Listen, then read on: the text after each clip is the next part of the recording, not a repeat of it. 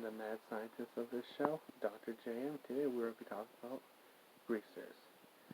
And what I mean by that, I mean your hair slicked back with grease in it, leather jackets, fast cars, and motorcycles. Well, these fast cars for the 50s. Rock and roll stars like Elvis, Buddy Holly, and Little Richie. Movies what were made in the 80s like Grease and Cry Baby. Today, I would like to talk about, well, I just really did talk about it really quickly, about greasers, the subculture of the 1950s.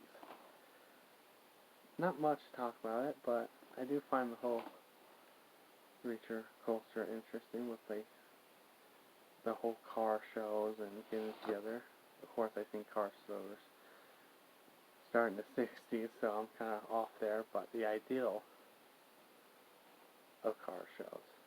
I'm getting off subject. Again, this is not a history video, this is just my point of view and thoughts for a few minutes. Bands like Elvis and things like Blue Suede shoes, stuff like that, loud car engines, and really get into it.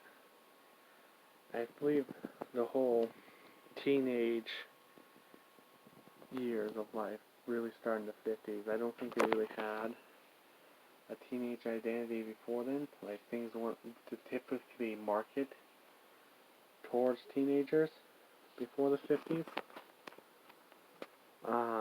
Like music and, TV shows and rock and roll. Another TV show, what takes place in the 50s, is the Andy Griffith Show. That's Happy Days is an even better example of that.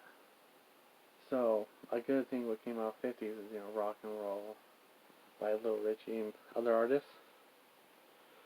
If the 50s didn't happen, where would we be now?